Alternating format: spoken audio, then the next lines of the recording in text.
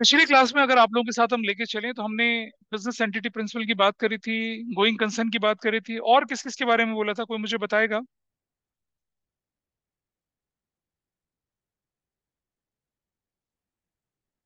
Document visible है सभी को ऑनलाइन में? मुझे बताएं जल्दी से। Yes sir. Yes sir. हमने जनरली एक्सेप्टेड अकाउंटिंग प्रिंसिपल्स की बात बढ़ी थी, पहले पेज पे हम आए थे। अकाउंटिंग कंसेप्ट, अकाउंटिंग कन्वेंशंस के बारे में थोड़ा थोड़ा बोला था।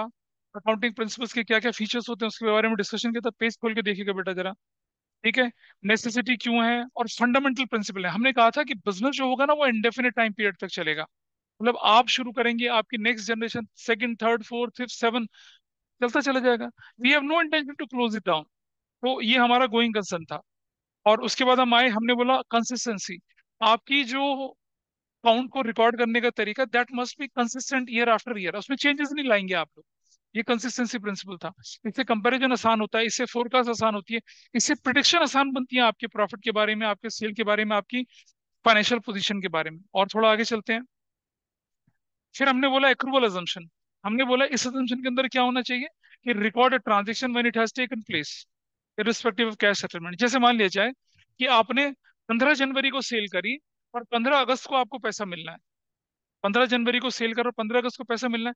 जिस दिन पैसा मिलेगा उस दिन ही रिकॉर्ड करना। जिस दिन सेल हुई है उसी दिन रिकॉर्ड कर लो, 15 अगस्त को। और क्या बोल के रिकॉर्ड कर लो उसे? क्रेडिट सेल्स बोल के रिकॉर्ड कर लो। और जब 15 जनवरी को पैसा आएगा तो पैसा रिकवर कर लेगा ना अपना, तब एक एंट्री और कर लेना उसकी। This was accrual principle. फिर हम थोड़ा आगे चले थे। हमने बिजनेस एंटिटी प्रिंसिपल्स के बारे में डिटेल करी थी। हमने बोला कि बिजनेस और उसका मालिक दोनों को हमें अलग अलग ट्रीट करना है। लेकिन बिजनेस स्टडीज चैप्टर पढ़, बिजनेस स्टडीज है सभी के पास। आपके स्कूल में फॉर्म्स ऑफ बिजनेस स्टडीज पढ़ाया जा रहा होगा। और बिजनेस स्टडीज में आपने पढ़ा होगा क्या, ये सोल प्रोप्राइटर में मालिक और बिजनेस दोनों क्या है, इनसेपरेबल हैं। उनको हम अलग अलग नहीं कर सकते। भाई बिजनेस स्टडीज तो मैनेजमेंट के पॉइंट ऑफ व्यू से चल रही है ना, अकाउंटिंग पॉइंट ऑफ व्यू से थोड़ी चल रही है। तो बिजनेस स्टडीज में बिजनेस और उसके मालिक को अलग अलग ट्रीट नहीं करते, दे आर सेम एंटिटी। लेकिन अकाउंटिंग में हम अलग अलग करते हैं। अकाउंटिंग में चाहे सोल प्रोप्राइटरशिप हो, चाहे पार्टनरशिप फॉर्म हो, चाहे जॉइंट इनटू फैमिली बिजनेस, चाहे कंपनी हो, चाहे कोऑपरेटिव, सब अलग अलग हैं।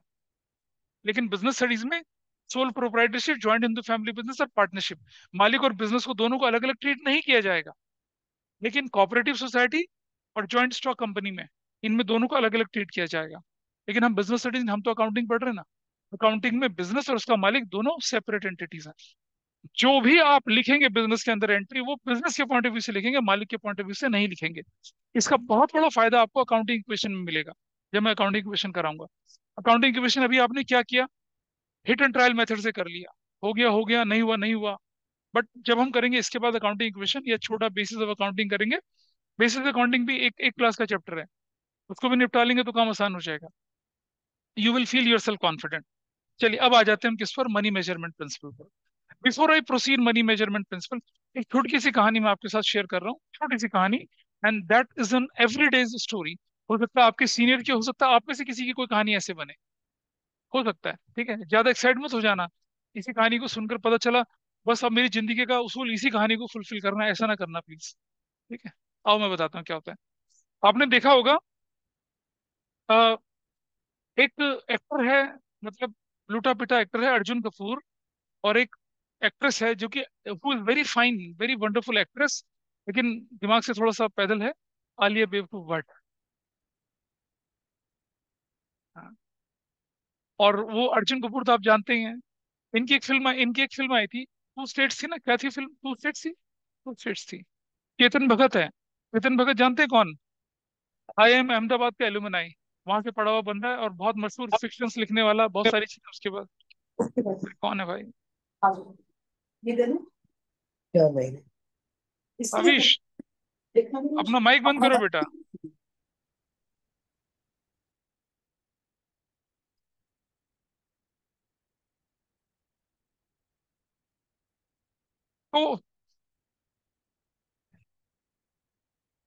तो बीच में से माइक बच गया था, उसकी वजह से गड़बड़ हो गई।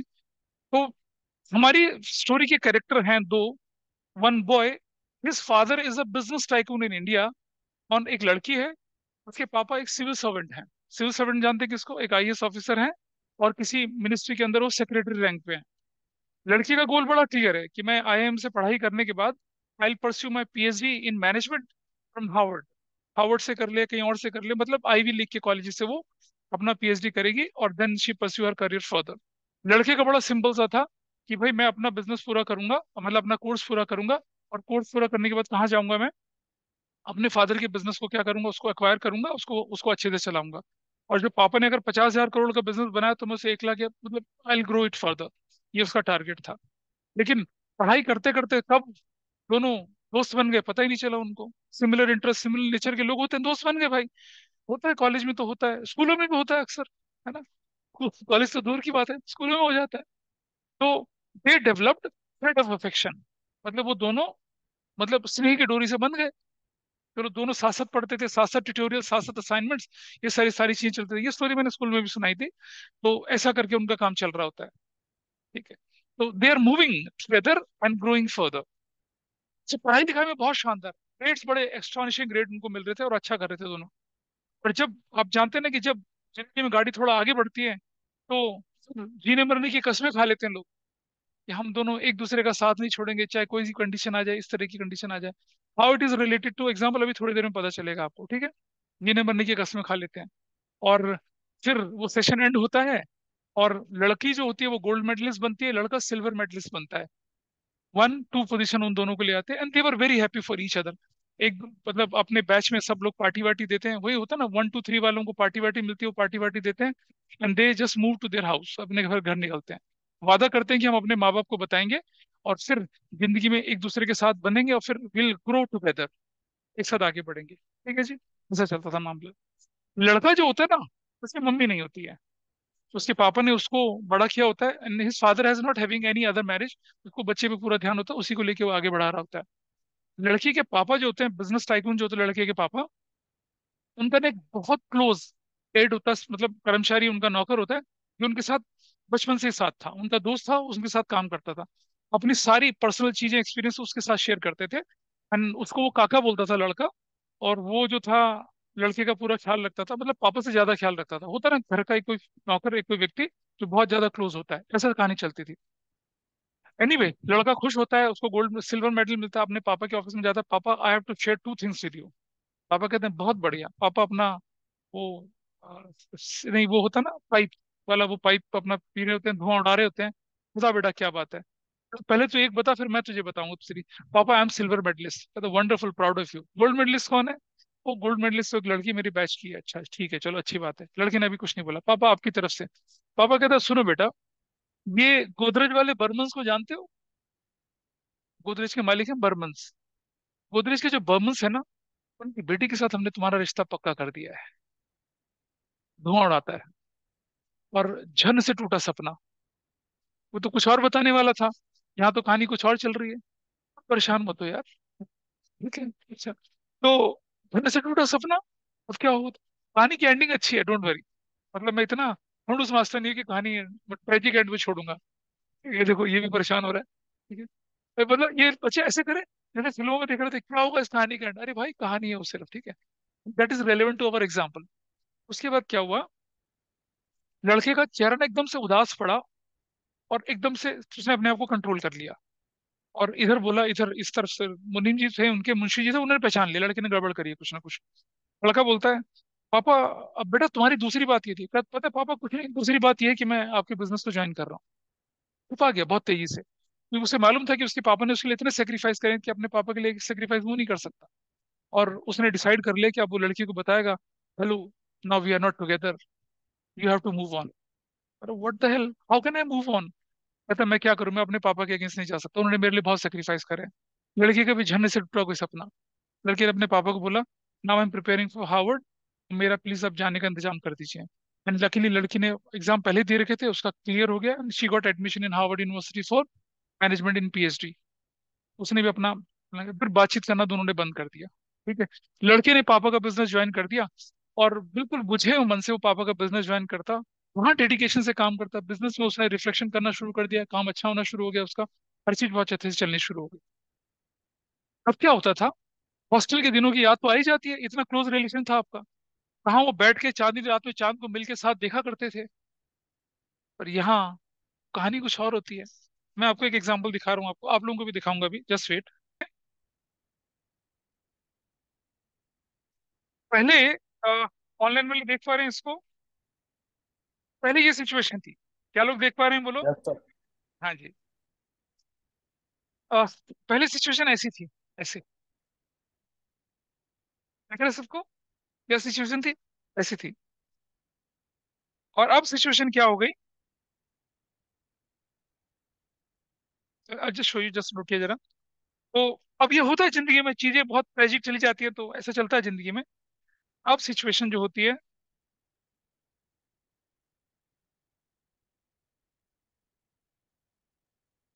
अब सिचुएशन क्या हो रही है देखो। लड़की चांद देख रही है। अरे इधर देखिए, दिख रहा है? अब सिचुएशन ऐसी हो गई। ठीक है, ये लड़की की सिचुएशन है। और थोड़ा आगे चलें तो ये लड़की की सिचुएशन है। लेकिन क्या करे बेचारे, रिलेशंस, माँ बाप की उम्मीदों के बोझ के तले दबे हुए बच्चे बेचारे। लेकिन they are very very dedicated to their parents. ठीक है जी। ये सिचुएशन चल रही थी। अब ये कहानी कैसे पता चलती है? ये कहानी पता चलती है कॉमन फ्रेंड से। ऐसे पता चलता है। लड़का फिर भी बुझे मन से कर रहा होता है, और धीरे धीरे लड़की का डिपार्चर का टाइम आने लग जाता है। मतलब उसके, obviously she has to take flight and she has to move to Harvard. वहां जाके तैयारी करना शुरू करते हैं। अब लड़का जैसे जैसे उसका जाने का दिन आ रहा होता है ना, वैसे वैसे लड़का उदास फील करना ज्यादा शुरू करता है। पापा को तो नहीं पता चलता, लेकिन वो जो काका होते हैं उनको महसूस होने लग जाता है। अचानक काका बोलते हैं एक दिन अपने बॉस से, सर आपने देखने की कोशिश करी कि आजकल बेटा ना बड़ा उदास रहता है? कहता नहीं नहीं, he is very happy, he is very popular among the employees and he is doing extremely well. कहता नहीं, फिर आपने बाप होने का फर्ज नहीं निभाया, जरा देखो उससे बच्चे के चेहरे पे उदासी कितनी है। Suddenly father pointed out and he noted, उसने देखा यार ये तो गड़बड़ है कुछ। उन्होंने कहा बताओ क्या गड़बड़ है। और वो जो काका जी थे ना, बड़े एडवांस थे, उन्होंने पहले ही पता लगा लिया। कह रहे सर, स्नेह की डोर बन गई थी, आपने चटका के तोड़ दी। लड़के से पूछा भी नहीं कि तेरा, तुमने बोला बर्मन से शादी कर रहे हैं। तुम 50,000 करोड़ के बिजनेस को 40,000 तुम तो 1 लाख करोड़ का बना रहे हो उसको। लेकिन लड़कों की खुशी का आपने ध्यान नहीं दिया। कहता नहीं यार, ये तो गड़बड़ होगी, मैं तो सोचा नहीं। कह रहा उसने भी नहीं बताया मेरे को बेवकूफ मुझे। कह रहा वो कैसे बताता, इतने सेक्रीफाइस आपने करे। बाप से थोड़ी बोलेगा नहीं नहीं, तुम्हारी वाली लड़की से, अपनी लड़की से शादी करूंगा मैं। ऐसे थोड़ी बोलेगा वो। ये तो as a father it is your responsibility to recognise and find. कह रहा फिर आप क्या करते हैं? कह रहा कुछ नहीं, लड़की के पापा से मीटिंग वीटिंग करते हैं जरा। अब एक सेक्रेटरी आईएएस ऑफिसर है और इतने बड़े बिजनेस एम्पायर का मालिक आके बोलता है, और वो भी इतना सज्जन व्यक्ति, इतना शानदार व्यक्ति आके बोल रहा है कि आपकी बेटी का रिश्ता हमारी बेटी के लिए चाहिए, थोड़ी गलतफहमियां हो गई थी, कौन सा पापा मना करेगा? और बिजनेसमैन है भाई, बहुत जबरदस्त वाला, पूरे इंडिया में वर्ल्ड में धाक है उसकी। मान गए पापा, उधर से इधर से मान गए। तो कह रहा आप कैसे मनाए, इनके बीच में तो दूरियां बहुत आ गई हैं।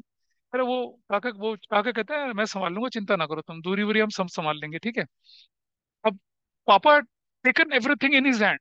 पापा ने अपने हाथ में ले ली चीजों को सारी की सारी। कह रहा काका जी अब आराम करो, अब मैं संभालूंगा, अब मेरा बिजनेस का टैलेंट तुम देखो। ठीक है जी। एक दिन लड़का आता है अपना हिसाब किताब बताने के लिए, पापा मैनेजमेंट में ये परेशानी चल रही है, वो सब मतलब रिपोर्टिंग वैसा कर रहा था। अरे यार, रिपोर्टिंग रिपोर्टिंग किनारे कर, ये बता जिंदगी में क्या चल रहा है। अरे पापा लाइफ इज वंडरफुल फाइन। लड़की का नाम बताता है, इसके बारे में क्या ख्याल है तेरा? How do you know about her? अरे बाप है हम तुम्हारे, फिर धुआं उड़ाता है ऐसे करके, हम बाप है हम तुम्हारे। अच्छा। कहता बेटा तूने मुझे इतना भी नहीं समझा कि अपनी जरा सी परेशानी मुझे बता पाता? कहता पापा मैंने सोचा कि आपने सोचा। कह रहे मैंने तेरे से, तेरी खुशी से बढ़कर क्या है? कह रहा बर्मन, कह रहा बर्मन को कोई और लड़का मिल जाएगा, दिक्कत क्या है इसमें? अभी बोल देता हूँ, hello mister Burman, move on, जाओ, नहीं कर रहा हूँ अपने बेटे के साथ शादी। कह रहा बिजनेस में राइवलरी, कह रहा तेरे से बढ़कर क्या है, देख लेंगे राइवलरी बिजनेस की। ठीक है जी। तो कह रहे अब क्या किया जाए? कह रहे पापा आज तो उसकी फ्लाइट है। कह तुझे कैसे पता? कॉमन फ्रेंड, आज तो फ्लाइट है। तो कह रहा क्या करें फिर? कह रहा ऐसा कर, गाड़ी निकल और जा एयरपोर्ट की तरफ भाग, इससे पहले निकल जाए, इससे पहले उड़ जाए वो, निकल जा। कह रहे पापा कैसे पकड़? कर तू जा तो सही। वो अपनी बीएमडब्ल्यू निकालता, धूम मचा ले, धूम स्टाइल में हाईवे की तरफ भागना शुरू करता है। ठीक है जी। अच्छा, इधर पापा अपना काम कर रहे होते हैं। अब वो फिल्मों के सीन आ जाते हैं। आगे जाते हैं तो क्या होता है कि रास्ते में ना ट्रैफिक जाम दिख रहा होता है। एक वो मुर्गे मुर्गे मुर्गे होते हैं ना, एक ट्रक में मुर्गे होते हैं, उनके मुर्गे बाहर बिखर उड़ रहे होते हैं। वो क्या करे, वो तो पापा ये तो ट्रैफिक जाम लगा रखा है। कह रहा कोई बात नहीं बेटा, अगर यहाँ ट्रैफिक जाम लगा, जरा भाग के देखा आगे, क्या पता वो भी ट्रैफिक जाम में फंसी हुई हो। लड़का अपनी गाड़ी वहीं छोड़ता, भागता है हीरो की स्टाइल में। यहाँ देखे, वहां देखे, वहां देखे, एक में दिख जाती है, दिख गई। नक नक नक, लड़की कहते जाओ हम तुमसे बात नहीं करते, ऐसे करके। ठीक है। कहता गलती होगी, उधर से भाग के कहता गलती, घुटनों के बल गिर के कहता माफी दे दे मुझे, सब कुछ कर दे। अब जिसके साथ स्नेह की डोर बंधी होती है ना, थोड़ा बहुत तो सॉफ्ट हार्ट होता ही है। पानी लड़की कहती चल शीशा उतार के, क्या कहना चाहते बता। कहते हैं ना पापा मान गए। तेरे पापा तो मान गए, मेरे पापा कैसे मानेंगे? कर तेरे पापा भी मान जाएंगे, मेरे पापा पटा लेंगे उनको, चिंता ना कर। ठीक है। समहाउ वो जो आइस थी वो मेल्ट होती है उनके बीच में।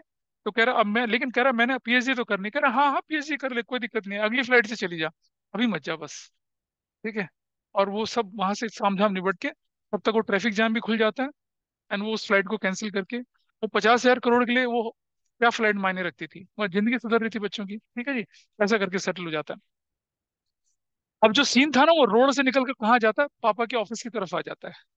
ऑफिस में पापा फिर से अपना धुआं उड़ा रहे होते हैं, और साथ में काका बैठे होते हैं। तो उनकी एक आदत थी, every day by the end of the day वो क्या मिलके करते थे, वो उसको काका को बोलते थे कि लिखो, 2 करोड़ रुपए ऑर्फनेज हाउस में दिया, 5 लाख रुपए यहाँ दिया, 10 लाख यहाँ दिया, ऐसे करके उनको हिसाब किताब लिखवाता था। और किसी के साथ नहीं बोलता था। तो वो लिख रहा होता था, 2 करोड़ हमने ऑर्फनेज में दिया, ये हमने चैरिटी में दिया, ये हमने शहीद स्मारक में दिया, ये हमने दिया।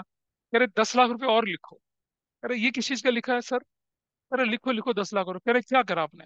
फिर धुआं उड़ाते कहता है 10 लाख में हमने ट्रैफिक जैम खरीदा। समझ पा रहे हैं क्या किया उसने? मुर्गे वाला, वो किसकी कारस्तानी थी? पप्पा की कारस्तानी थी। तो बाप क्या होता है? बाप ही होता है। इस कहानी से पता चलता है। Got it? इस पूरी की पूरी स्टोरी में आपने क्या समझा? अ, मेरी बात समझ पा रहे हैं इधर से? मोक्षा, विधि और अनंत, बाकी लोग? Yes sir. Yes sir. Yes sir. Yes मुझे सर। बताइए इस पूरी की पूरी कहानी में काउंटिंग के अंदर रिकॉर्ड करने लायक चीजें क्या हैं भाई?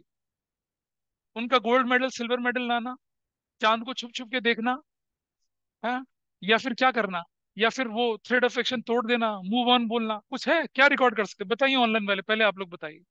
क्या? अरे ऑनलाइन वालों को बोल रही थी पहले, बोलिए। नहीं सर, फाइनेंशियल क्या ट्रांजेक्शन। चीज, क्या चीज? कुछ कुछ तो था। कोई नहीं बोलेगा, मोक्षा नहीं बोलेगी, विधि नहीं बोलेगी, आनंद नहीं बोलेगा, कोई भी नहीं बोलेगा, शौर्य, वो कोई जो भी तो बताए ट्रैफिक मुझे। जैम था वो रिकॉर्ड कर सकता है वो, कि 10 लाख। अच्छा जी, ठीक है। ठीक है। बस और कोई? कार्तिकेय कुछ बोलेगा? कोई सर नहीं। जो भी इवेंट्स हुए थे उनमें से कोई आप फाइनेंशियल बताइए। रिकॉर्ड। क्या लिख? ओ हाँ, वो काका और उनके फादर जो है ना, वो हिसाब किताब लिख रहे होते हैं। उनमें से सबसे जो हमारे लिए रिकॉग्नाइजेबल चीज क्या थी, वो क्या थी? वो 10 लाख रुपए का हिसाब किताब हम उसके अंदर लिख सकते हैं। ठीक है। फिर वो काका ने ऑर्फनेजों में 2 करोड़ दिया, या फिर वो किसी और जगह पे 1 करोड़ दिया, 5 लाख दिया, इस तरह की चीजें वो लिख सकते थे। ठीक है। बिजनेस ट्रांजेक्शन तो जो अकाउंटेंट है वो लिख ही रहे होंगे, लेकिन उनकी personal transaction which are relevant. और अच्छा आप मुझे बताइए कि ये जो पापा ने 10 लाख रुपए में ट्रैफिक जैम खरीदा, ये क्या कहलाएगा? बिजनेस एक्सपेंस है क्या ये? क्या कहलाएगा? ऑनलाइन में बताइए क्या कहलाएगा ये? पता है कर क्या क्या बोलेंगे इसको? ये जो मालिक बिजनेस के पापा ने अपने बेटे के लिए ट्रैफिक जाम खरीदा 10 लाख रुपए में, ये क्या बोलेंगे इसको? बेसिक अकाउंटिंग टर्म से पढ़ा था इसके बारे में कुछ? Sir drawings. Drawing. Sir drawings? Drawing. Drawings बोलेंगे इसको। ड्राइंग्स बोलेंगे। पापा जो बिजनेस के पैसों से चैरिटी में पैसा डाल रहे हैं, वो क्या कहलाएगा? वो भी ड्राइंग्स कहलाएगा भाई। वो भी ड्राइंग्स कहलाएगा। लेकिन पापा अगर किसी मैनेजर को खुश होके कैश इंक्रीमेंट दे रहे हैं 5 लाख रुपए का, वो क्या कहलाएगा? बिजनेस एक्सपेंस कहलाएगा। विमान, जिंदगी में रंग मत भरो, भर लिए जिसने भरने थे। अब सुन लो ध्यान से। Got it? तो भाई इस पूरी की पूरी एपिसोड में जो चीज रिकॉर्ड करने लायक थी, वो थी 10 लाख रुपए का ट्रैफिक जाम। उनकी जिंदगी सुधरी, आईएएस पापा मान गए, बिजनेस टाइकून पापा मान गए, लड़का लड़की मिल गए, जिंदगी की हैप्पी शुरुआत हुई, एवरीथिंग इज फाइन। लेकिन अकाउंटिंग की लिमिटेशन है कि वो इस तरह की क्वालिटेटिव चीजों को रिकॉर्ड नहीं कर सकती है। चलिए, आइए अपने अपने अपने कंसेप्ट और नोट्स पे आ जाएं जरा। What is money measurement principle? Now you can easily correlate that. वो कहता है कि वो सारी ट्रांजेक्शन्स, वो सारी event which can be measure in terms of money, या which are measurable in terms of money, उन्हीं को आप रिकॉर्ड कर पाएंगे। बाकी सब चीजें क्या है आपके लिए बेकार है। और यही लिमिटेशन भी थी अकाउंटिंग की। ठीक है। यही लिमिटेशन थी। तो देखिए, according to this principle, only those transactions and events are recorded in the books of account which are capable of being expressed in terms of money. लड़के लड़के का प्यार, पापा का डेडिकेशन, काका की चतुराई, पापा का कैलकुलेशंस, कुछ नहीं रिकॉर्ड होगा। क्या रिकॉर्ड होगा? सिर्फ 10 लाख रुपए का ट्रैफिक जाम। उसके अलावा वो भी क्या रिकॉर्ड होगा बोलकर? ड्राइंग्स बोलकर रिकॉर्ड होगा। कौन सा प्रिंसिपल लगा? बिजनेस एंटिटी प्रिंसिपल लगा। मालिक और बिजनेस दोनों क्या है? अलग अलग है। लगा ना?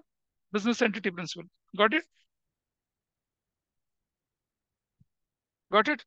ठीक है। Just talk to your mom, बोलो मैं क्लास में आ गया हूँ। आपकी मम्मी का फोन आ रहा है मुझे। तो जैसे मान लो एक बिजनेस के पास 20,000 का कैश है, 2 बिल्डिंग है, 4 मशीनें हैं, ऐसे थोड़ी रिकॉर्ड करेंगे। 70,000 का कैश, ठीक है, और 2 बिल्डिंगों की कीमत, 4 मशीनों की कीमत, उसे तो रिकॉर्ड करेंगे बुक्स ऑफ अकाउंट्स में। ऐसे थोड़ी बोल सकते हैं हमारे पास बहुत पैसा है। बहुत पैसा की क्या परिभाषा होती है भाई? That has to be measurable in terms of money, वैसे तो लिखेंगे उसको। अच्छा, अब इसकी कुछ लिमिटेशंस हैं। लिमिटेशंस वही जो अकाउंटिंग की लिमिटेशंस हैं। क्या क्या लिमिटेशंस हैं? कि भाई क्वालिटेटिव एस्पेक्ट्स रिकॉर्ड नहीं करे जाते। मैनेजर बहुत शानदार है, वर्कर बड़े लॉयल है, वर्कर डेडिकेटेड है, टाइम पे आते हैं, ठीक है, और अच्छा काम करते हैं, क्वालिटी पे ध्यान देते हैं, कुछ नहीं रिकॉर्ड होगा। क्योंकि ये तो हम पैसे में इसको लिख ही नहीं सकते, ठीक है। और एक और चीज है, money is considered have a static value on transaction date. Value of money does not remain same for the entire period time due to the change in the price level. देखिए, मनी जो होती है ना, अब जैसे मान लो आपने एक मशीनरी खरीद ली 10 करोड़ की, ठीक है, तो जब आपने खरीदा 10 करोड़ में उसको, तो वो आपके लिए उस दिन की वैल्यू पर रिकॉर्ड हो गया। अब बाद में उसकी कीमत मान लो 8 करोड़ हो गई, या बाद में कीमत उसकी 12 करोड़ हो गई, उसको थोड़ी रिकॉर्ड कर पाएंगे आप। हालांकि measurable in terms of money है, लेकिन अकाउंटिंग के हिसाब से हम क्या करते हैं, उसको, वो जो वैल्यू, जिस वैल्यू पे आपने उसे खरीदा था, उसी वैल्यू पे रिकॉर्ड कर पाएंगे, उसके बियॉन्ड नहीं जा सकते आप। तो ये लिमिटेशंस इसकी है कि जो वैल्यू आपने स्पेंड करी उसी पे आप उसे लिख पाएंगे, उसके आगे नहीं जा पाएंगे। चलो एक और मैं मजेदार चीज बताता हूँ आपको, इसी से रिलेटेड है, वो अकाउंटिंग क्वेश्चन में भी आएगी। अ, जरा जरा मुझे बताना, क्योंकि जिन लोगों ने अकाउंटिंग क्वेश्चन पढ़ा है उनको समझ में आएगा, वो ज्यादा अच्छे से जवाब दे पाएंगे, जरा समझना। क्या नाम है बेटा आपका? आर्यन। आर्यन जो है ना, कतरीना कैफ के बहुत बड़े फैन है, मतलब फैन, एसी कूलर सब है ये। और कतरीना कैफ ने क्या किया कि वो यहाँ आई दिल्ली में सर्दियों में शूटिंग करने के लिए, उसे ठंड लग गई। ठंड लग गई तो उसे जुकाम उकाम लग गया। उसने एक रुमाल से नाक साफ करी और फेंक दिया। स्पॉट बॉयज जो होते हैं ना, उसने रुमाल उठाया, प्रेस करा, उसको फ्रेम में टांग दिया। आर्यन को पता चल गया कतरीना कैफ का रुमाल। स्पॉट बॉय के पास गया, बोल भाई कितने में बेच रहा है? उसने देखा, कह रहा तू कितना दे सकता है? तू कह रहा प्राइस बोल, तू बोल, कतरीना के लिए तो जान हाजिर है, तू प्राइस बोल, इसके कितने हैं? ठीक है। आर्यन ने क्या करा, वो 5 रुपए का रुमाल जो था, आर्यन ने क्या खरीद लिया, उसे 5 लाख रुपए कोट कर दिया। 5 लाख रुपए, कह रहा कतरीना के लिए तो जान हाजिर है, 5 लाख तो क्या बड़ी चीज है। तो इसने वो 5 रुपल्ली का रुमाल कितने में खरीद लिया भाई? 5 लाख में खरीद लिया, ठीक है जी, करेक्ट। अरे हाँ, हाइपोथेटिकल है, सीरियसली मत लेना इसको। चलो भाई, ऑनलाइन वालों मुझे बताओ, आर्यन को फायदा हुआ या नुकसान हुआ? पहले ऑनलाइन वाले बताएंगे मुझे, कौन बताएगा मुझे? मोक्षा बताए, शौर्य बताए। शौर्य, शौर्य 5 रुपए का रुमाल 5 लाख में खरीदा, फायदा या नुकसान? नुकसान सर। नुकसान हुआ, ठीक है। आनंद बोलेगा, आनंद। नुकसान। अरे इमोशंस की कोई कदर नहीं होती यहाँ पर। तो उसको नुकसान ही हुआ है। क्या बोले? अरे भाई साहब, ये तो और आगे चले गए। आ जाओ, क्या नाम है तुम्हारा? आदित्य। अब पता चला कि आदित्य और बड़ा फैन है। तो आदित्य बोलता, ब्रो कितने का दे रहा है? कह रहा तू बता कितने देगा? कह रहा 10 लाख ले मुझसे, तो 10 लाख। आदित्य ने, ना ना ना ना, चलो रुक जा, अरे रुक तो सही। अब आदित्य ने क्या करा, इस रुमाल को 10 लाख में खरीद लिया। चलो, सबसे पहला एग्जाम्पल, कि पहले पहले मुझे बताइए, क्या नाम बोला तुमने? आर्यन। आर्यन कतरीना कैफ का बड़ा फैन था। पहले तो मुझे ये जवाब दीजिए कि आर्यन को प्रॉफिट या लॉस हुआ, वो जवाब दो पहले। सब लोग बताइए क्या हुआ। एग्री करते हो? एग्री करते हो? Guys, all of you are absolutely wrong. Absolutely wrong. क्यों? कोई प्रॉफिट नहीं हुआ, सुनो। आर्यन को ना प्रॉफिट हुआ ना लॉस हुआ। क्यों? आर्यन ने अपनी जेब से कितना पैसा ढीला करा? 5 लाख। ठीक है, मनी मेजरमेंट प्रिंसिपल के हिसाब से इसका कितना पैसा लगा? 5 लाख। अब वो 5 रुपए का था, 6 रुपए का था, 10 रुपए, उससे क्या फर्क पड़ता है? इसकी कॉस्ट ऑफ एक्विजिशन क्या है? 5 लाख। आर्यन को कोई खरीदते समय कोई प्रॉफिट लॉस नहीं होता। हाउएवर, आदित्य और बड़े फैन है उसके। कतरीना, कतरीना पगला गया, कहाँ है, दिखा मुझे, एक बार दिखा दे मुझे। ऐसा करता हुआ, कह रहा भाई तू 10 लाख रुपए ले ले, दे दे मुझे आज इसे, ठीक है, मैं सीने से लगा के फेविकोल से चिपका के घर ले जाऊंगा इसे। ऐसा करके, now tell me, for Aditya, for Aditya is the profit और loss? Again no profit no loss. पहले पहले पहले एक बात को ढंग से समझें। आदित्य के लिए कॉस्ट ऑफ एक्विजिशन कितनी है? तो आदित्य का प्रॉफिट लॉस से क्या फर्क पड़ना, आदित्य की तो कॉस्ट है। Now tell me for Aryan what is profit और लॉस। प्रॉफिट। प्रॉफिट 5 लाख का प्रॉफिट। तो बेटा समझो, खरीदते समय कोई प्रॉफिट लॉस नहीं होता। प्रॉफिट लॉस कब होगा, जब आप सामान को बेचेंगे। तो अब आर्यन के लिए कितना हो गया ये, 5 लाख का क्या आर्यन के लिए क्या हो गया, 5 लाख का प्रॉफिट हुआ और आदित्य को बेचा। और आदित्य से बड़ा फैन विवान, बहुत बड़ा fan Vivaan, Katrina, oh my gosh bro, उसको बोला पड़ोसी को, अभी चल चल चल लेके आते हैं, 50 लाख में वो नाक पूछा और रुमाल लेके आया। ठीक है, अब मुझे बताइए विवान के लिए प्रॉफिट है लॉस, कुछ नहीं कुछ नहीं। लेकिन आदित्य के लिए क्या है, 40 लाख प्रॉफिट सर। रुपए का क्या है, प्रॉफिट है। अंडरस्टैंड। सो बेटा खरीदते समय कोई प्रॉफिट लॉस नहीं होता, ठीक है, कोई भी नहीं होता, ठीक है, बाद में। और इनके इन सब के इन सब, हाँ बोलो।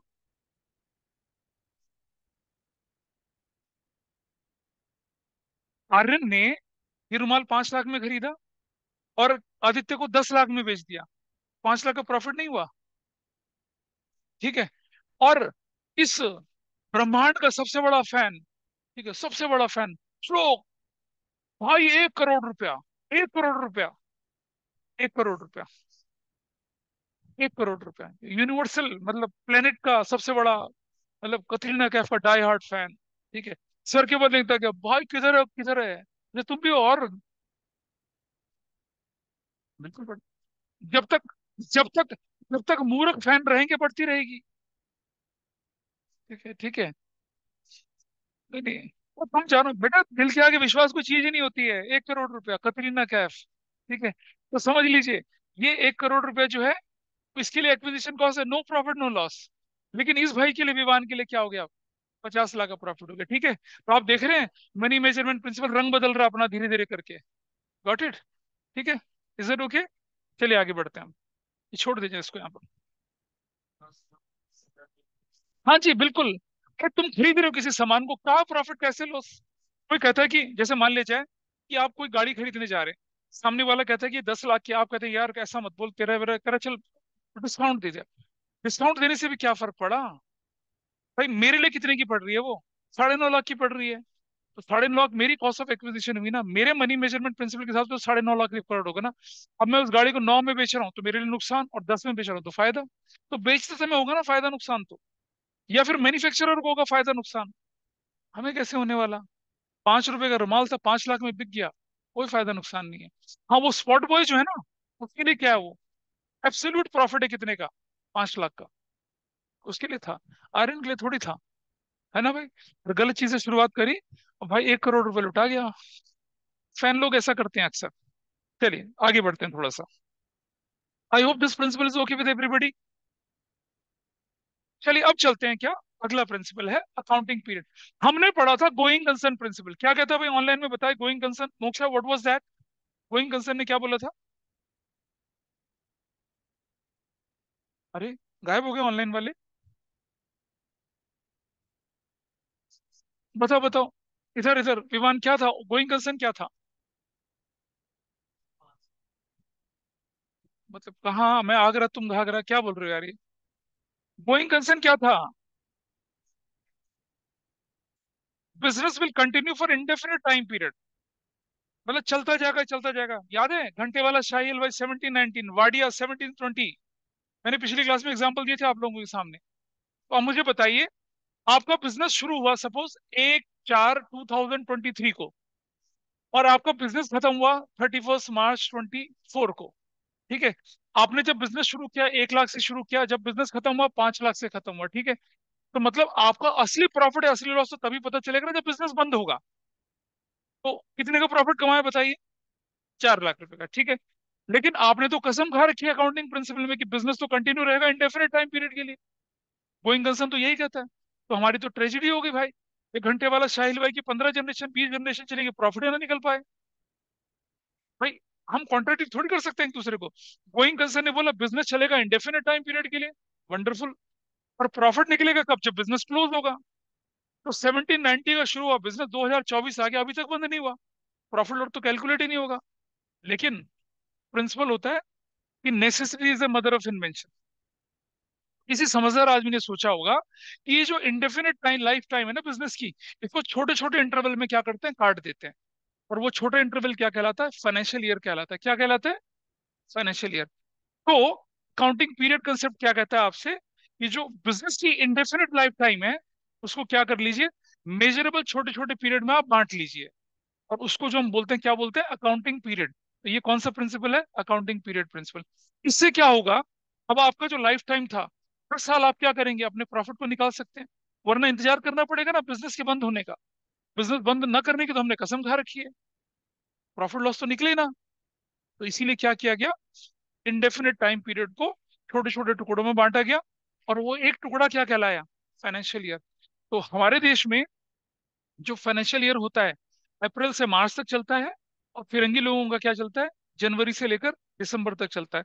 और फिरंगी लोग इसीलिए हम लोगों को क्या बोलते थे, हमारा जो नया साल होता है वो 1 अप्रैल को शुरू होता है, इसीलिए वो 1 अप्रैल को फूल्स डे बोलते हैं, अप्रैल फूल बोलते थे। हम भी बचपन में खूब मनाते थे, अब अकल आई है कि गलत बोलते थे वो लोग। Just to degrade we guys, वो क्या करते थे, हमारे नए साल को क्या बोलते थे, मूर्ख दिवस बोलते थे। समझ रहे हैं। तो अब आप देखिए कि what this principle says, counting according to this principle, अब आप नोट्स पढ़ लीजिए। Economic life of an enterprise is spill into periodic intervals known as accounting period, that its performance is measured at a regular period. Accounting of an enterprise is, देखिए, हम बताने की कोशिश कर रहे हैं कि गोइंग कंसर्न को फॉलो करते थे, इंडेफिनिट लाइफ टाइम है, कैसे निकालेंगे प्रॉफिट लॉस, उस इंडेफिनिट को छोटे छोटे टुकड़ों में बांट दिया, उस टुकड़े को क्या नाम दिया, अकाउंटिंग पीरियड बोला। तो गोइंग कंसर्न का क्या है, ये इम्प्रोवाइजेशन अगर हम बोले तो क्या, अकाउंटिंग पीरियड कंसेप्ट। अच्छा, अब life of a business is split into periodic intervals, जिसे हम अकाउंटिंग पीरियड बोलते हैं। और अकाउंट इंडिया में अकाउंटिंग पीरियड कब शुरू होता है, इट जनरली स्टार्ट्स ऑन, ये जो पीटी लिखा हुआ है ना बेटा, इसको थोड़ा ठीक कर लेना, ये फर्स्ट है, starts on first day of, कब शुरू होता है, अप्रैल से शुरू होता है ये, और कब चलता है, 31 मार्च नेक्स्ट ईयर तक चलता है ये। इसे हम क्या बोलते हैं, इसे हम क्या बोलते हैं, अकाउंटिंग पीरियड बोलते हैं। जबकि अगर आप देखें तो विदेशों में 1 जनवरी से लेकर दिसंबर तक कैलेंडर के हिसाब से चलते हैं। हाँ, फाइनेंशियल ईयर भी बोला जाता है ना उसको, वैसे तो हम कैलेंडर ईयर बोल रहे हैं उसको, फाइनेंशियल ईयर की बात कर रहे हैं यहाँ पर, ठीक है। अच्छा, अब इससे हमें क्या फायदा होता है, तो प्रॉफिट और लॉस पता चलता है एक फाइनेंशियल ईयर में, एक पर्टिकुलर पीरियड में, और हमें क्या पता चलता है, हमारी फाइनेंशियल पोजीशन पता चलती है। दिस इज अकाउंटिंग पीरियड, क्या, अकाउंटिंग पीरियड क्या कहलाएगा, ये प्रिंसिपल कहलाएगा। I hope everybody is okay with this. और क्यों बना अकाउंटिंग पीरियड, ये भी समझ में आया होगा आपको। क्यों आप 1 साल का अकाउंट बनाते, क्यों आप 5 साल 10 साल के नहीं बनाते, you got to know about it. ठीक है, आगे कंपनी क्या करती है कि और ज्यादा क्लैरिटी के लिए क्या करती है, वो अपने फाइनेंशियल ईयर को क्वार्टर में बांट देते हैं। ये भी जानना बड़ा जरूरी होता है जरा, ठीक है। मैं एक बार बता दूं आपको, जब आप इकोनॉमिक्स टाइम्स या न्यूज़पेपर पढ़ते हैं तो क्या लिखा रहता है कि quarterly results of Reliance industries, Q2 result, Q3, Q4, ऐसे भी लिखते हैं। तो मैं इसी के साथ साथ आपको बता दूं कि मान लिया जाए अगर हम बोल रहे हैं Q1, तो बेटा Q1 कब शुरू होता है, 1/4/2023 से चलेगा, और 30 जून 2023 तक चलेगा। इसे Q1 बोलते हैं, Q1 बोलते हैं इसको। फिर होता है Q2, ये शुरू होता है 01/07, 1 जुलाई 2023 से शुरू होगा, और क्या चलेगा, 09/2023, 30 सितंबर तक चलेगा। इसे Q2 बोलते हैं, Q2। फिर Q3 शुरू होता है, ये 12th में बहुत काम आता है, 01/010 अक्टूबर से शुरू होता है, और 31 दिसंबर 2023 तक चलेगा। इसे कहते हैं Q3। और Q4 रिजल्ट की अगर बात करें तो वो कब शुरू होगा, 01/01/2024 से शुरू होगा, और 31 मार्च 2024 को चलेगा। तो Q1, Q2, Q3 और Q4, ऐसे भी रिजल्ट आपको दिखते हैं बुक्स ऑफ अकाउंट्स। जब आप देखेंगे ना किसी कंपनी के रिजल्ट्स पढ़ेंगे, अगर आप इकोनॉमिक्स टाइम्स में या न्यूज़पेपर में, बिजनेस पेपर में पढ़ेंगे, यू विल सी दिस। तो मतलब Q1 मतलब छोटा बाटली, छोटा वाला बाटली, 1/4, वैसा होता है। ठीक है, तो आपका अकाउंटिंग पीरियड जो होता है उसको ये क्या करते हैं, छोटे छोटे क्वार्टर्स में बांट लेते हैं। देखिए, जितनी भी बड़ी कंपनी है जो स्टॉक एक्सचेंज में लिस्टेड होती है, वो अपने क्वार्टरली रिजल्ट अनाउंस करती हैं, हर क्वार्टर के बाद वो रिजल्ट अनाउंस करती हैं। जो बिजनेस न्यूज पढ़ता है उसे आइडिया होगा इस चीज का। कौन कौन पढ़ते हैं बिजनेस न्यूज, कोई नहीं, अच्छा। थोड़ी बहुत, हाँ अब पढ़ना शुरू करिए, अब आप जा रहे हैं उस डायरेक्शन में। ठीक है, तो this is somehow relating to your accounting period principle. जब हम 12th में कंपनी अकाउंट्स पढ़ेंगे ना, तो वहां इसका अच्छा खासा इस्तेमाल होता है। चलिए थोड़ा सा आगे चलते हैं हम।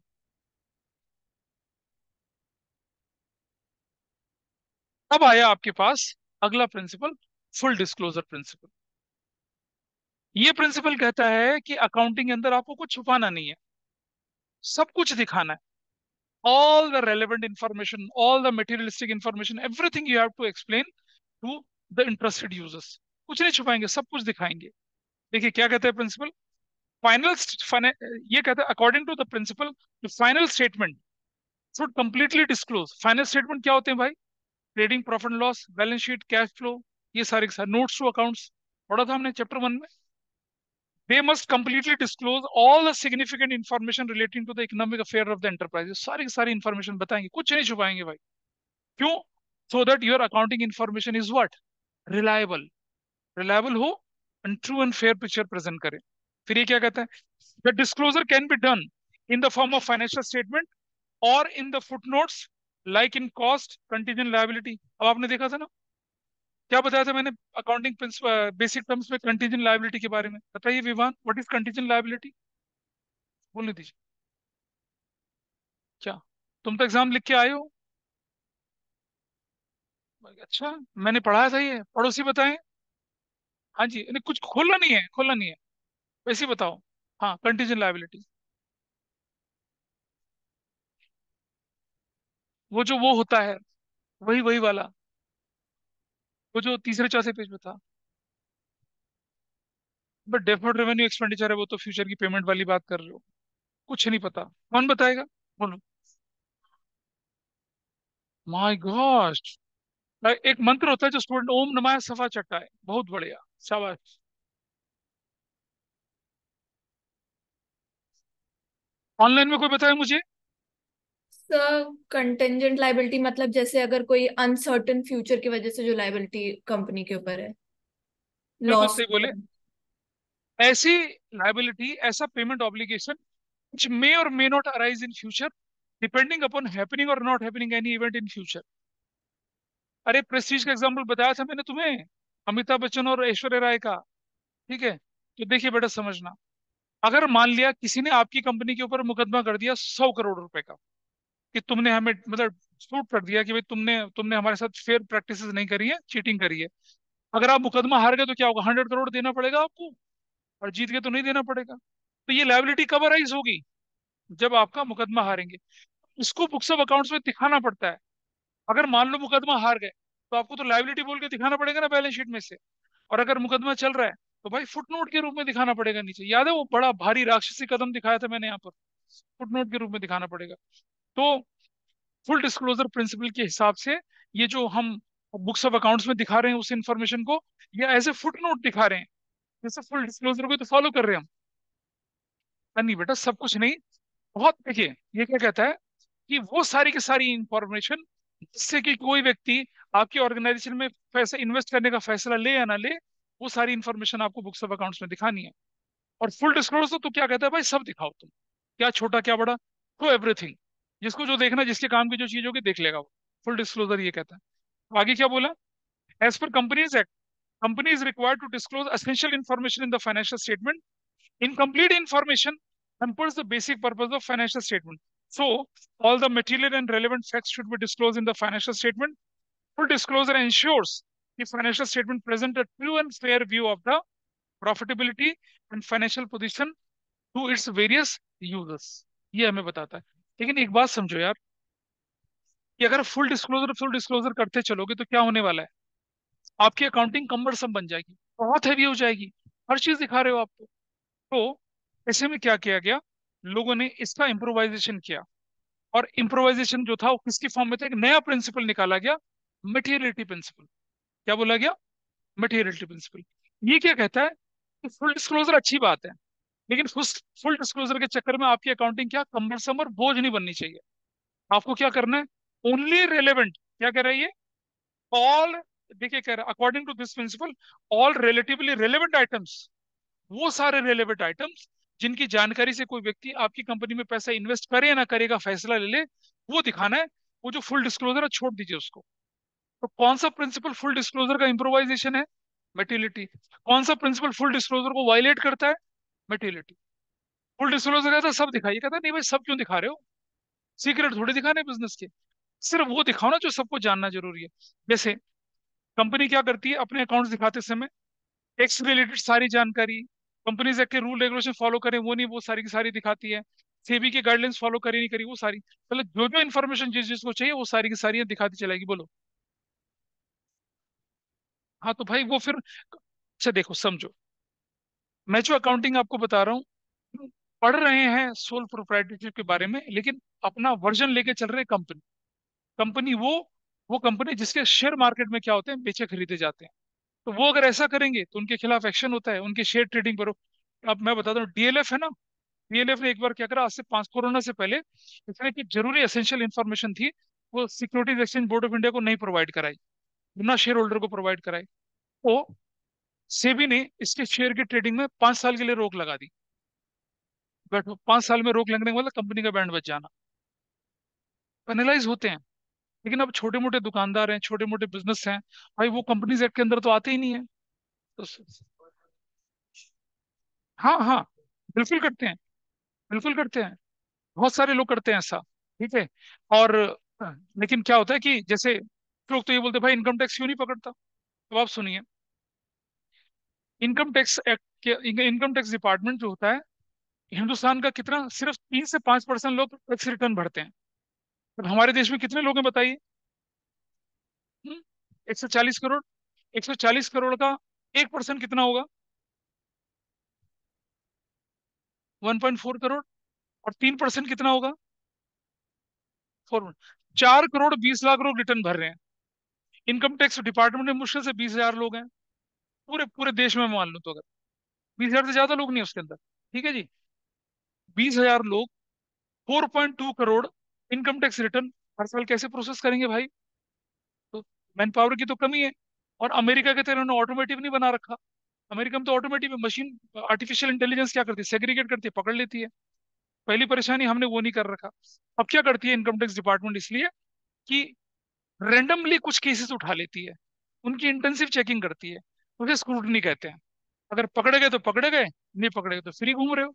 और जो पकड़े जाते हैं फिर उनसे अगला पिछला सारा हिसाब निकलवाया जाता है, और फिर उनके खिलाफ एक्शन वगैरह होता है। तो it is your bad luck कि आप स्क्रूटनी में फंस गए। अगर फंस गए और आपके अकाउंट में ट्रांसपेरेंसी नहीं है तो लंबे जाओगे। इस तरह से बच जाते हैं लोग। नहीं, देखो, हैवी ट्रांजेक्शन वाला तो प्रायोरिटी रहती है उनकी, उनको तो चेक कर लेते हैं। लेकिन अब मान लो मैं एक व्यक्ति हूँ, मैंने 50 लाख 1 करोड़ की ट्रांजेक्शन करी, ठीक है, और रिलेटिव डॉक्यूमेंट में सपोर्ट करते तो नहीं देखेंगे वो लोग। लेकिन फिर भी क्या करते हैं, जैसे लॉटरी सिस्टम होता है ना, रेंडमली क्या करते हैं, हर ऑफिसर के पास 5 10 15 केस दे दिए जाते हैं, 20 या 100 केसेस दे दिए जाते हैं, मैं इनकी इंटेंसिव छानबीन करूँ। और एक फाइनेंशियल ईयर में उतना ही पॉसिबल होता है उनके लिए, उससे ज्यादा पॉसिबल नहीं होता। तो इसलिए तो बहुत सारे लूप होल्स है जिनकी वजह से बच जाते हैं। बोलिए। कौन सी? हाँ बिल्कुल। अरे मैं मजेदार चीज बताऊं तुम्हें, रिलायंस इंडस्ट्रीज लिमिटेड है, दो तरह के अकाउंट्स बनाती है। एक अकाउंट कंपनीज एक्ट के हिसाब से दिखाती है, और एक अकाउंट इनकम टैक्स एक्ट के हिसाब से दिखाती है। जो कंपनीज एक्ट के हिसाब से अकाउंट बना रही है उसमें तो प्रॉफिट दिखा देती है, और जो इनकम टैक्स के हिसाब से दिखाती है उसमें लॉस दिखाती है। और कंपनीज एक्ट वाले के हिसाब से कंपनी डिविडेंड भी बांटती है। अब बोलो ये तो बदमाशी, बदमाशी नहीं भाई, ये तो इनके चार्टर्ड अकाउंटेंट बड़े एक्सपर्ट हैं कंपनीज, और वो इनकम टैक्स के सारे प्रोविजन को फॉलो करके हुए सारा कुछ है, everything is black and white, कोई गड़बड़ नहीं है, ऐसा करके चलता है। ठीक है। और चलो, अब क्योंकि बात तुमने छेड़ी थी तो मैं एक और एग्जाम्पल देता हूँ। दिल्ली में केजरीवाल गवर्नमेंट ने काम करना शुरू करा। उसने बोला जहां भी आप खरीदारी करने जाते ना, उसकी फोटो क्लिक करिए और हमें भेज दीजिए। ठीक है। और अगर आपकी वजह से कोई लीड हमें मिली तो उसका हम 10% 20% आपको इनाम देंगे। और लोगों ने बहुत इनाम जीते। अब बताओ क्या होता था वो? Can anybody tell me what was that thing, what was that initiative, how it helps government? तुमने खरीदारी करी भाई, उसकी फोटो खींची और सरकार के एक ऐप पे डाउनलोड करवा दी। इससे तुम्हें क्या फायदा होगा बताइए, सरकार को क्या फायदा होगा? बताऊं? अब तुम्हारे क्वेश्चन का जवाब मिलता है। जितने भी बड़े बड़े बिजनेस हाउसेज होते हैं, ये जो जैसे मान लो मैं बोल दो पेंटालून हो गया या ब्लैकबेरी हो गया, ये सब हो गया, फैशन वाले या सामान बेचने वाले, ये करने वाले क्या करते हैं, बड़े बड़े मॉल्स में जो डीलिंग चल रही थी, लाखों रुपए की इनकी रोज की सेल हो रही थी, ये क्या करते हैं, एक सॉफ्टवेयर यूज करते हैं, और उस सॉफ्टवेयर के हिसाब से बिलिंग होती है, आपको तो बिल मिलता है पूरा, ट्रक बिल मिलता है, जीएसटी वीएसटी लगाओ, पूरा बिल मिलता है। जब शाम को उनका दुकान बढ़ाने का टाइम होता है, तब वो एक बटन प्रेस करते हैं, खटाक से एंटर। वो क्या करता है, दिन की 15 20 25 ट्रांजेक्शन गोल कर देता है, निकाल गायब कर देता है, एलिमिनेट कर देता है। ठीक है जी। और फिर फाइनल हिसाब बना के आपके पास वो कहानी चली जाती है। तो क्या हुआ, आपकी एक दिन में 100 ट्रांजेक्शन हो रही है, दिन में से 20 25 30 ट्रांजेक्शन आप क्या कर रहे हो, सॉफ्टवेयर की मदद से उड़ाए दे रहे हो, लेकिन डेटा सारा मैच करता है, सारी मतलब वेरिफिकेशन वाउचर वाउचर सब आपके अच्छे से बनते हैं। तो सरकार को क्या पता चलेगा, कस्टमर तो शिकायत करेगा नहीं ना, उससे तो पूरा बिल मिला है ना आपका। तो अब गवर्नमेंट ने क्या करा, बोला कि इस बिल की फोटो खींच के हमें भेजिए। ठीक है, इस बिल की फोटो खींच के हमें भेजिए, उन्होंने फोटो भेज दी। अब वो क्या करते हैं, वो जो उस बिजनेस ने जो आपको रिटर्न भरी होती है कि भाई हाँ हमारी इतनी सेल हुई डेली की, हमारा इतना हुआ, पूरा डिटेल जाती है पूरी पूरी, उनके साथ वो क्या करते हैं, फिर मैचिंग चलाते हैं, आर्टिफिशियल इंटेलिजेंस की मदद से चलाते हैं मैचेस। अगर वो बिल मैच कर गया तो वो जो बिजनेस है क्लियर है, वो ना मैच करा तो फिर छापा पड़ता है, फिर होती है, फिर पता चलता है ना, जीएसटी का 2000 करोड़ की चोरी पकड़ी गई, ये पकड़ा गया वो पकड़ा गया, ये केस ऐसे तो निकलते हैं।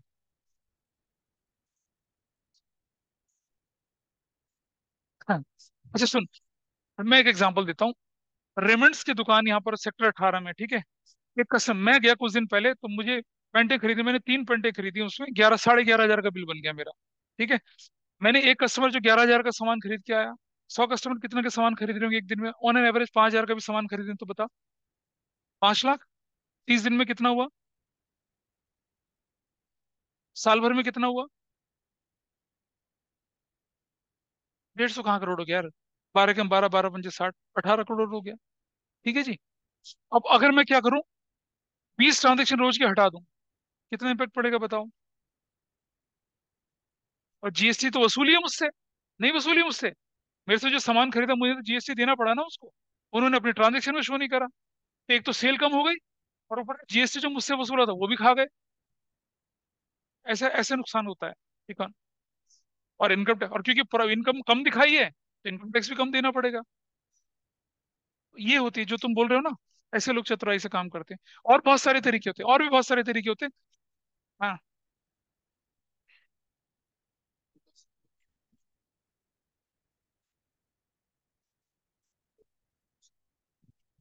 तभी तो मैं कह रहा हूँ तुमसे ना, कि इनकम टैक्स डिपार्टमेंट के पास नहीं है भाई स्टाफ इतना ज्यादा कि हर ट्रांजेक्शन को क्लोजली मॉनिटर कर सके। और अब ये सारी की सारी ट्रांजेक्शन हमारी क्या ऑनलाइन भी नहीं हुई, इलेक्ट्रॉनिक मोड में भी नहीं जाती हैं। जाती हैं तो उनको स्क्रूटनी करना, और उस तरह के सॉफ्टवेयर कंट्री ने डेवलप नहीं करे करें, लेकिन वो इतने सफिशिएंट नहीं है कि वो इतने बड़े डेटाबेस को हैंडल कर सके।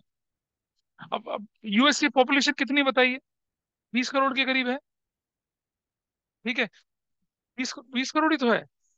20 करोड़ का 60% कितना हुआ, 12 करोड़, 12 करोड़ लोगों का। और वो फाइनेंशियली स्ट्रांग है, और क्या कहते हैं, एक से बढ़कर एक सॉफ्टवेयर कंपनीज उनके पास है, तो और they can afford to have such a costly software. अब हमारे में अगर 60% आ जाए तो जो पकड़े जाते हैं वो भी ना पकड़े जाए। तो ये लिमिटेशंस हमारे देश में, इसलिए परेशानी अलग से चलती है। Anyway we deviated from the topic, let's come to the topic now. अब जरा समझिए, अब कहानी ये निकल कर आती है कि भाई ये जो मेटीरियलिटी प्रिंसिपल कह रहा है ना, कि क्या शो करें क्या ना शो करें। जैसे एक एग्जांपल मैं लेता हूं आपके सामने, एक इन्फॉर्मेशन मेरे लिए मटेरियलिस्टिक है, मेरे लिए बड़ी इंपॉर्टेंट है, मेरे लिए बड़ी रेलेवेंट है, वो दूसरे के लिए नहीं हो सकती है। जैसे मान लो इनके फादर का बिजनेस चलता है, वो 100 100 करोड़ की डील करते हैं, मैं एक साल में 1 करोड़ भी नहीं कमा पाता। ठीक है। तो मेरा अगर 1 लाख रुपए का नुकसान हो तो मेरे लिए तो बहुत बड़ी चीज है वो। लेकिन इनके फादर का अगर 1 लाख का नुकसान हो, कोई कस्टमर 1 लाख ना दे जाए या कोई डेटर 1 लाख ना दे जाए, तो इतना बड़ा लॉस उनके लिए नहीं है। क्योंकि 100 करोड़ का 1 लाख कितना परसेंट है, और अगर मैं 20 लाख कमा रहा हूँ तो 1 लाख कितना परसेंट है। तो मेरे लिए 1 लाख इज रेलिवेंट, इनके लिए 1 लाख रेलिवेंट ही नहीं है। ठीक है। अच्छा देखिए, मुकेश अंबानी एंटीलिया में रहता है, 15 हजार करोड़ का घर है। ठीक है जी। और एक व्यक्ति जो है वो दिल्ली में मान लो एक 1 BHK के फ्लैट में रहता है, जिसकी कीमत मान लो 25 लाख है। अर्थक्वेक आया भयंकर वाला, 25 लाख का घर गिरा। ठीक है। और एंटीलिया गिरा, तो बताइए लॉस किसका कितना बड़ा ज्यादा है। एंटीलिया वाले का लॉस, उसका तो 15,000 करोड़ जाएगा, और जो 1 BHK है उसका तो 25 लाख का नुकसान होगा। तो बेटा मटेरियलिटी जो होती है वो बहुत रेलेवेंट, वो बहुत ही रिलेटिव फिगर होती है, वो डिपेंड करती है बिजनेस की इनकम पे, बिजनेस के साइज पे। ठीक है। हाँ हाँ, बिल्कुल ठीक है, बिल्कुल ठीक है। इसलिए तो बोल रहा हूँ, इसकी अकाउंटिंग कर रहे हैं उसके हिसाब से जो मटेरियलिटी की उसकी डेफिनेशन बदल जाती है। अगर छोटा बिजनेसमैन है जिसका टर्नओवर 50 लाख है, उसके लिए तो 1 लाख रुपए भी क्या है, मटेरियल इन्फॉर्मेशन है। जिसका बिजनेस 50,000 करोड़ का है, उसके लिए 1 लाख क्या मटेरियल इन्फॉर्मेशन है ही नहीं। Got it? तो आपकी कौन सी इन्फॉर्मेशन आपको शो नहीं करनी है, और डिपेंड करता है आपका साइज, आपकी इनकम क्या है। आगे बढ़ते हैं। As per materiality, only those items should be disclosed that have significant effect and are relevant to the users.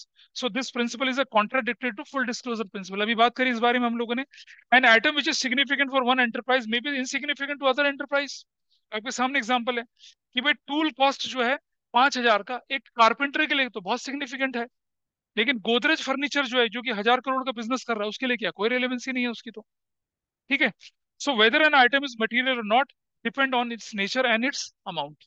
उस पर डिपेंड करता है। जैसे देखिए, मान लिया जाए कि एक व्यक्ति सड़क के किनारे एक हाईवे पर ढाबा चलाता है, उसकी एक दिन में 4-5 हजार की सेल होती है। और एक बंदा क्या डायमंड मर्चेंट है, तो डायमंड मर्चेंट के अगर 2 डायमंड 15-15 लाख के चोरी हो गए, खराब हो गए, डिस्ट्रॉय हो गए, गायब हो गए, कितनी की चोट पहुंची उसमें? 30 लाख की। और ढाबे में से किसी ने 4 मूली, 2 बैंगन और 5 टमाटर चुरा लिए, तो क्या फर्क पड़ा? नहीं फर्क पड़ा ना। 30-50 रुपए की सब्जी चुराई, ठीक है। लेकिन ढाबे पे कार हाईवे में धूम मचा रही, धूम मसाले में ढाबे उड़ा के चली गई, तो obviously it's a great loss. ठीक है, समझ रहे? तो लॉस की इंटेंसिटी किस पे डिपेंड करती है? नेचर ऑफ आइटम पे डिपेंड करती है, और इनकम क्या है आपकी उस पर डिपेंड करती है। Got it? So this is improvisation, this is contradiction of which principle? Full disclosure principle. I think it is fine with everybody. ठीक है। इन्हें कैसे अप्लाई करेंगे वो जब हम प्रैक्टिकल चैप्टर पढ़ेंगे तब करेंगे। विवान, रंग ना भरो जिंदगी में दोबारा से। हाँ बोलो।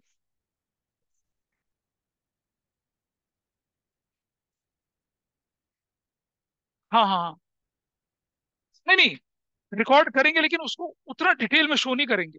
जैसे मैं बताऊं, इन्फोसिस का वर्ल्ड के 126 कंट्री में बिजनेस चलता है, ठीक है जी।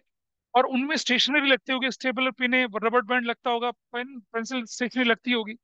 अब वो स्टेपलर की पिने गिनने लग जाए, पेंसिलें गिनने लग जाए, पेन गिनने लग जाए, तो क्या वो मटेरियलिस्टिक मटेरियल इन्फॉर्मेशन है? नहीं है ना। तो उसको सबको मिला के एक हेड में डाल देते हैं, स्टेशनरी, और खत्म। जितना मर्जी हो स्टेशनरी बोलते हैं उसको। तो सिर्फ स्टेशनरी के शो करते हैं, ये बहुत हाईलाइट करके नहीं शो करेंगे, स्टेशनरी के नाम से बोलेंगे वो। मतलब पूरे ग्लोबली जो उन्होंने स्टेशनरी के नाम पे खर्च किया उसको स्टेशनरी बोल के करेंगे। ये नहीं बोलेंगे कि सिंगापुर में इतनी स्टेशनरी खर्च हुआ, इतनी स्टेशनरी, स्टेशनरी बोलेंगे, दैट्स फाइन।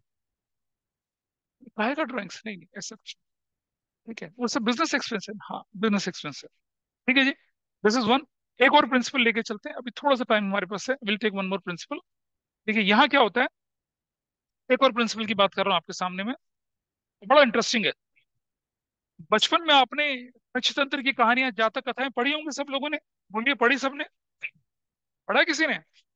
ऑनलाइन में बताइए कोई बच्चा मुझे। सर क्या? अरे पंचतंत्र की कहानियां पढ़ी हैं किसी ने? Yes sir. जातक कथाएं, पंचतंत्र की कहानियां। ठीक है। अच्छा,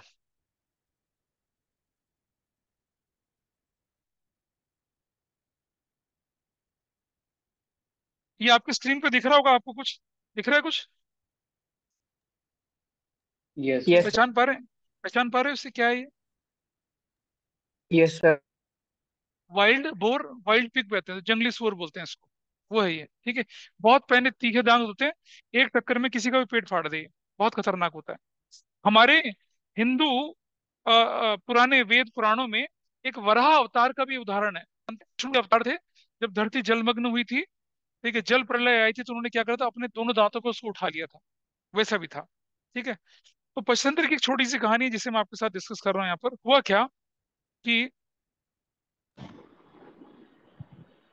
एक बार ये जंगली पिग ना अ, जंगल में आराम से बैठा होता है, और थोड़ा उठ के, आपने देखो ना पेड़ की जड़ें बाहर निकल आती, पीपल के पेड़ की जड़ें बाहर निकल आती है, बड़ी मजबूत होती हैं, सॉफ्ट होती है लेकिन बहुत हार्ड होती हैं। उन पर बैठ के ना अपने दांत को ऐसे ऐसे घिस रहा होता है, ऐसे घिस रहा होता है, दांत पहने कर रहा होता है। ठीक है। खरगोश आता है उछलता उछलता, अरे काका क्या कर रहे हो? कह रहा मैं अंधा है, दिख नहीं रहा क्या कर रहा हूँ, दांत पहने कर रहा हूँ। कह रहा कह रहा, काका दांत पहने क्यों कर रहे हो? अभी कौन सा लड़ाई लगी है, अभी कौन सा युद्ध का टाइम आया? कह रहा मूर्ख, जिस दिन लड़ाई होगी उस दिन दांत पहने करने का टाइम मिलेगा क्या? बताइए मुझे। तो ये बंदा ठीक कर रहा था या गलत कर रहा था? भाई अपने आप को तो रेडी रखना ही है ना आपने। तो आपने देखा होगा, मैं जब छोटा था तो मुझे दिमाग में आता था कि यार आर्म फोर्सेस क्या करती है। कभी रेड फॉक्स व्हाइट फॉक्स करके डेजर्ट में लड़ाई लड़ रही है, कभी तिब्बत में वो आर्म्स एंड आर्मिनेशन की प्रैक्टिस कर रही है, कभी कोस्टल एरिया में प्रैक्टिस कर रही है। क्यों कर रहे होते आर्मी वाले प्रैक्टिस भाई? शांत क्यों नहीं बैठे रहते? अरे भाई वो they keep themselves in action and motion.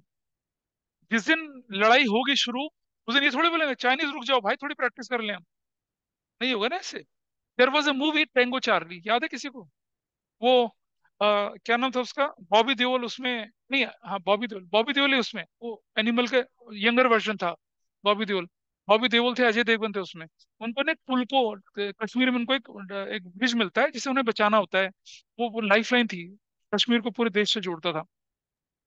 तो अजय देवगन बीएसएफ का कमांड मतलब हेड हेड होता है उनका, उसको ट्रांस मिलती है कि इसको बचा के रखना। Ajay Devgan keep them on toes. एक दिन में चार चार बार प्रैक्टिस कराता था, एक टीम को हमला करने वाली, एक टीम को बचाने वाली, ऐसे कर करके प्रैक्टिस कराता था। जब असली में अटैक होता है, बड़ा खतरनाक अटैक होता है, तब वो उसको सक्सेसफुली बचा पाते हैं क्योंकि उनकी प्रैक्टिस थी बहुत जबरदस्त। तो आर्मी में एक रूल होता है, ट्रेनिंग में जितना आप पसीना बहाओगे, लड़ाई में उतना ही आपका खून बचेगा। That's so true. ठीक है। तो ये जो उस जंगली पिग का एक्शन था, क्या था? It is an act of prudence. यही है हमारा प्रिंसिपल। कौन सा प्रिंसिपल है हमारा, देखिए क्या बोले हम लोगों ने। ये प्रिंसिपल देखिए क्या कहता है ये। According to this principle, all prospective losses should be recorded. Should be recorded, जहां जे लिखा ना ठीक कर देना। Should be recorded in the books of accounts, but all anticipated profit should be ignored. मतलब कुल मिला के प्रिंसिपल क्या है? Anticipate no profits, but always provide for the losses. इस प्रिंसिपल पे मैं आपको पूरे साल अकाउंटिंग पढ़ाऊंगा। ये है क्या? प्रूडेंस प्रिंसिपल या principle of conservatism. Anticipate no profit but always provide for the losses. अब वो वाइल्ड पिग मस्ती में बैठकर खाना पीना खा सकता था, धूप सेक सकता था, लेकिन क्या कर रहा था वो? अपने बुरे टाइम के लिए अपने आप को क्या कर रहा था? तैयार कर रहा था। ठीक है। और आपने देखा होगा छोटी छोटी चींटियां क्या करती हैं? दिन रात मेहनत करती हैं। कब के लिए? जब मौसम खराब हो तब क्या करें वो? अपने बिल में बैठकर खाना पीना खा के एंजॉय कर सकें। सबसे ज्यादा किसको नुकसान होता है बारिश वारिश आंधी तूफान का? इन्हीं को तो होता है। तो हमेशा मेहनत कर, देखा ना लाइन लगी रहती है चींटियों की चलते। That is an act of prudence. तो जब वो लोग कर सकते हैं तो हम क्यों नहीं कर सकते बिजनेस में? तो इसीलिए बिजनेस में एक प्रिंसिपल है कि anticipate no profit but always provide for the losses. ठीक है। और इस प्रिंसिपल पे मैं ज्यादा डिस्कशन फिर अगली क्लास में करूंगा। अगली क्लास में ये वाइंड अप हो जाएगा, हमारे छोटे से प्रिंसिपल्स बचे, दैट विल बी ओवर। ठीक है। So I am winding up here. Okay, all of you. Okay ये सर, नोट्स थैंक यू को सर। ढंग से पढ़ें एक ओके। बार। हाँ, नोट्स को ढंग से पढ़ें। हाँ जी बेटा, क्या बोले? हाँ हाँ। नहीं, मतलब वो कहता है कि सब कुछ दिखा दो, जो अकाउंटेंट को लेकर जरूरी वो दिखा दो, लेकिन वो नहीं कहता, वो कहता है कि जो बाहर वालों के लिए जरूरी है वो दिखाओ। ये फर्क है दोनों में। चलिए, that's okay, that's all for today.